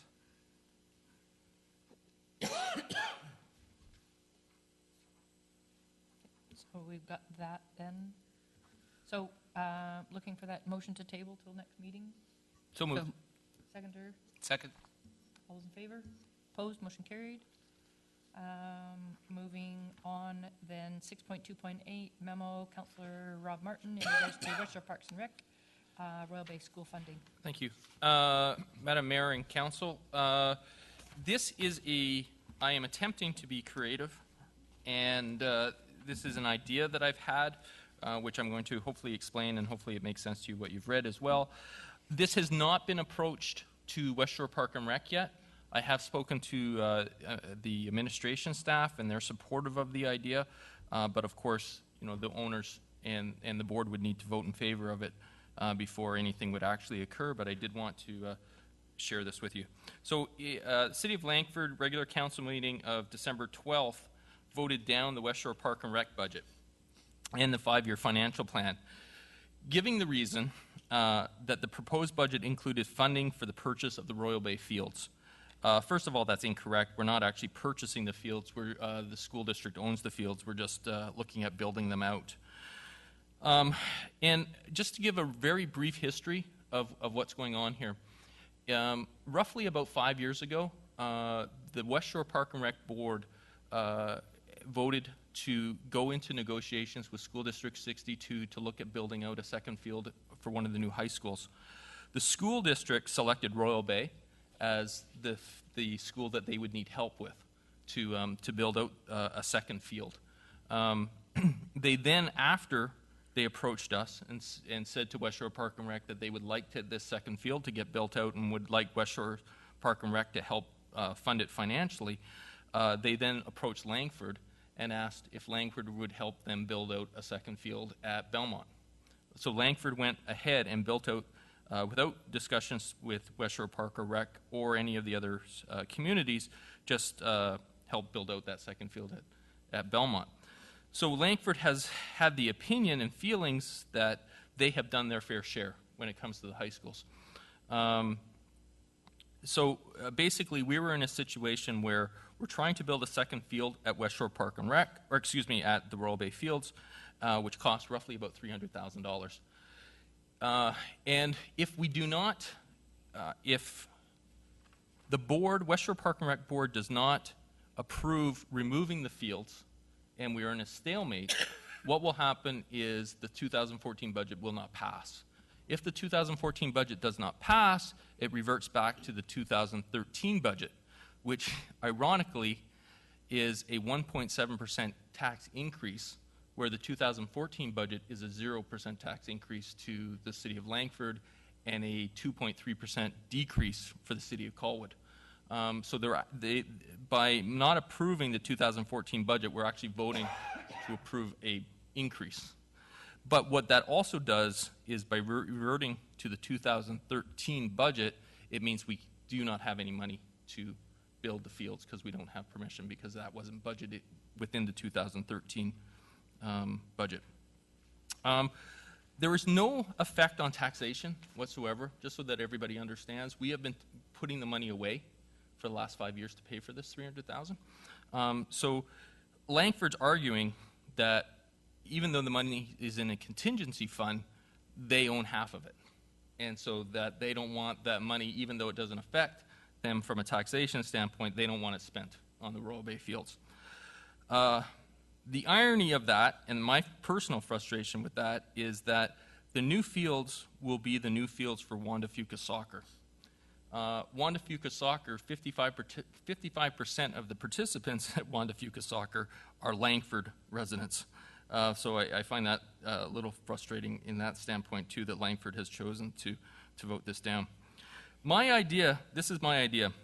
The idea is to remove Langford and give them permission that they no longer have to pay for their portion. So that would be roughly 50%. So we would remove 50% out of the West Shore Park and Rec budget.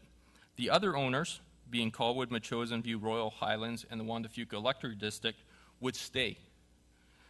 That would allow us to take $150,000 out of contingency, which would leave us a $150,000 shortfall. Working with our Director of Finance, she's allowed me or informed me that our Community Amenities Fund currently stands at $500,000. If we were to take $150,000 out of that, that would make up the difference between, the shortfall, basically. And what I would like to just remind Council is that we had, in principle, had agreed that we were going to pay $100,000 towards a road that led into Juan de Fuca, which is no longer going to happen. That has been now taken off the table. So that, in essence, we've already committed to $100,000, which we're never going to have to pay because that road's never going to happen. So, in fact, it's really only costing us $50,000 more than what we had already committed that we were going to hand over or give to West Shore Park and Rec anyways. The contribution of the $150,000, I think, is a huge and great investment for us. It'll add a second field to the new Royal Bay School. The school will be able to utilize it during school hours, and then, the entire community will be able to utilize it outside of that time. My personal worry is that if we don't do it now, you might lose it. It's really hard to build it 5 years or 10 years from now. And so I would hope that you would be supportive of this idea so that I could take it to the West Shore Park and Rec Board and say this is what we'd like to do. But I would just love to hear people's feedback and from that point. And happy to answer questions if anybody has anything. Councillor Lugans? Just a question, if we did approve it and you took it to West Shore Parks and Rec, Langford would be voting on it. If they opposed it, then what? Because I don't think they would oppose it because Langford is basically saying they don't want to pay for the field. They basically approve the budget. It specifically says, if you read the first paragraph, that's how they phrased it in their motion, that it was the West Shore Park and Rec budget was not being approved because of yeah, but that was the on Royal Bay December fields. 16th, 2013. It's now 2014, so they can change their mind. I don't think they would. I hope that it's unfortunate that we're at this, and I mean this is just a huge benefit to our community, being the West Shore, and for that matter, the entire region. And we have to get this right for the growth of our community in the West Shore. And to be, unfortunately, this petty, it really disappoints me that it's coming down to this, and it affects our youth. That's who it affects the most. I personally do not really want to see us taking out monies out of our reserve funds. That's something that I'm quite proud of during our tenure that we've been able to contribute to and build up. But I also appreciate that, for me, this is a priority, and I want to get it right. Councillor Day and then Sullivan? Thanks. I think this is most unfortunate, given that West Shore Parks and Rec was never asked to contribute to any of the fields that Langford built. And I mean, I don't know if we would have or not. We just were never asked. certainly, having the fields at Royal Bay School, 2 of them, is important. The funding for the high school includes funding for 1 field. This is to allow us to put 2 fields in, basically, pretty much for the price of 1. I would respectfully disagree just a little bit in that some of the fastest growing soccer use is not actually with the youth, it's with the adults and some of the mature players. So it's really good for us financially to have an active community and to have positive things going on. I do concur with Councillor Lukens in that I don't like to see the money coming out of the amenity fund. And my reasoning for that is the amenity funds are there for specific reasons, and fields wasn't one of the ones that had been contemplated. But that said, we're, I don't know if it matters which pocket, really the money comes out of. In the end, we need a healthy community, and I'm very disappointed that there isn't more support for recreation throughout our region, because certainly my daughter has played soccer for many years and has benefited from playing everywhere. Oak Bay, Sydney, Duncan, there isn't anywhere that we haven't played. And so appreciate having everybody be able to participate and competitively play. Councillor Sullivan? Thank you. Sorry? Yes, that's what she said, wasn't it? Did you say Councillor Sullivan? Yep. That's what I thought. Okay. I think Councillor Martin's come up with a reasonable compromise here. I think if we take a look at the region on a whole, I think there have been mayors and councils throughout West Shore that have supported recreation historically. And, the city of Langford has actually built out, whether we like it or not, recreation facilities that our residents do enjoy with no capital cost to us. So I think this is a reasonable solution. My question is, because everyone has to approve the budget, is there any risk, given the politics around that table, that Metchosin, View Royal, Highlands, and Wanda Fuca may say no?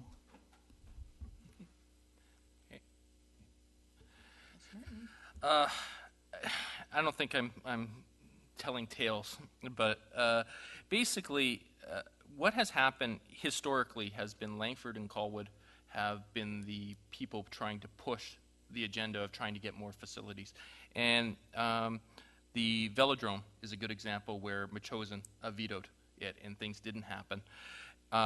Fact of the matter is, to this point, we have had, outside of Langford, 100% support of this specific project. And to be honest, I think there are certain individuals who are enjoying the fact that the shoe's on the other foot now, that it's Langford that's not building out, and that they can now say, we're trying to build something and you're saying no, versus that we said no. So I think from a political standpoint, I think they're enjoying this right now in certain municipalities. So I don't anticipate that any municipality outside, I don't anticipate any municipality would vote against this concept, because everybody's liking this situation. Even Langford is getting a point across that the owners group doesn't work, and that they're tired of individual municipalities trying to exclude themselves from participating in certain things.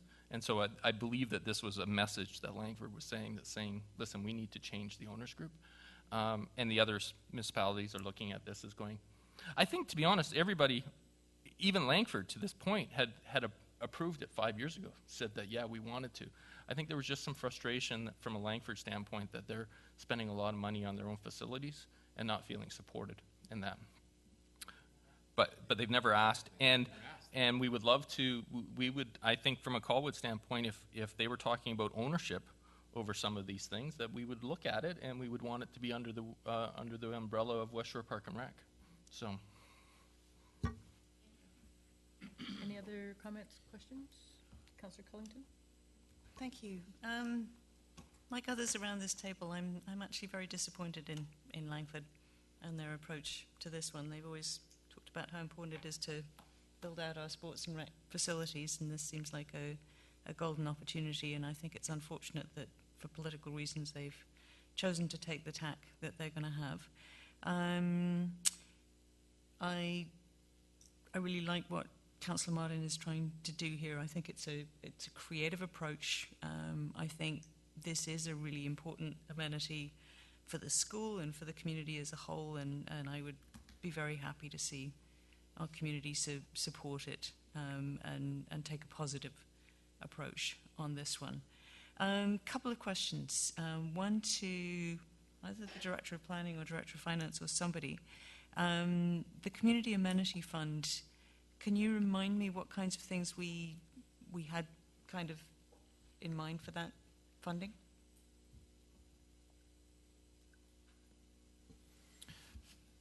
I cannot remember the specific list, but it does seem to me that recreational facilities is included in the mix. Okay, so this is an appropriate use of that funding. Thank you. And I guess the other question through the Mayor to Councillor Martin, do you have a sense that if this were to go through, that Langford would then support the West Shore Parks and Rec budget for 2014? I do, 100%. Okay, thank you.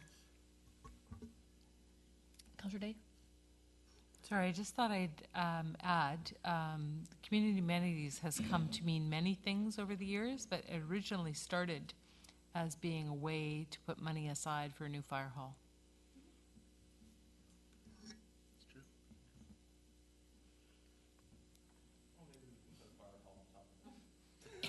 Under it. The only question that I have, and through to the CAO, is, we do have an owner agreement in there that lays out how things are funded and how that's supposed to be shared off. And I know it's the root of the problem that exists in there now, but we wouldn't be setting up or creating a dynamic that would be in conflict. That's No, Madam Chair, no more than there's a conflict already. Yeah. So this will make it no worse. I think it just shows that Colwood's willing to put money into its facilities, just like Langford has. and to Councillor Martin, you're saying that Langford has paid for a school field at its school location? That's what they've claimed. They've claimed they spent $700,000 on a field at Belmont. Madam Mayor, that would be City Centre Park that they're referring to, Gowdy Field, and also, sorry, I've lost the name of the other field there, but the turf fields. West Hills Arena? Or Yeah. West Stadium? Yeah. No, right. So they are used by Wanda Fuca Soccer. Gowdy Field is most often a game field on Saturday mornings, but it's also used for rugby and football. Any other thing? Call the question then. All those in favor? Oh, sorry, I don't think there was a motion. Was there a motion? Was there? Oh, I you did. sorry, I'll make a Thought it was motion. you and the Sorry, second. that I'll Sherry show again. sure. I thought it was No, you and no, Sherry. I had just asked for Okay. conversation. Well, I'll make a motion that that contribution of $150,000 from Colwood's Community Amenity Fund be allocated to fund the new Royal Bay field build-out. Second. Do we know what year? Yes, it needs to be done. Thank you. Yeah, it should be for 2014 because it needs to be completed by a year before the school opens. Yeah, September. And is that it? When's the school open? September 2015. So the fields need to be completed by September of 2014 then? Is that correct? Yeah. So, yeah, so it's coming quite quick. Oh, yeah. No, because it has to go to, they'll have to go to West Shore Park and Rec first to make sure that they've approve it. Well, can we, oh, I guess we'll have you have that conversation, whatever. Councillor Logan had one other ask. Yeah, just one question. Will this field be built on the city's chunk of property down adjacent to the school, or where? That's a great that's question. there? I asked it earlier. So you can answer it. So, checking with number one planning, no, it's not. Our Lot B is out by itself. I also looked on the school board site to look at their plan view of it, and it shows that their playing field comes to our boundary of our property, so they don't use our property at all. And also, just in addition to that, just so that we're all clear too, this 150,000 would be it. There is no yearly fee that would be expected to come back to this council or anything else to maintain the fields. That everything else is all budgeted. Can you make sure that's in the minutes? Something to keep the geese off. All right. Lanny. Having called the question, and all those in favor, opposed, motion carried. Bylaws, we are reading number 1526, first, second, and third, please, in regards to Colwood Heritage Commission bylaw number 1526 amendments. Move introduction. All those in favor? Opposed? Motion carried. Second? Question, comments? We kept everything status quo in there, I think, so we're good to go. Call the question. All those in favor? Opposed? Motion carried. Move third. Second? All those in favor? Opposed? Motion carried. Bylaw number 1527, again, first, second, and third readings, St. John the Baptist Cemetery Operation Bylaw number 1100 amendments. Move introduction? Second. All those in favor? Opposed? Motion carried. In third. Second. I know I'm going to get it. Another 6 months. Any questions, comments? Call the question. All those in favor? Opposed? Motion carried. Move third. Third. I was going to say second. Second, third. Oh, Third. You suck. All those in favor? Opposed? I'm Motion second. carried. Looking to move in camera, please. So moved? Second. All those in favor?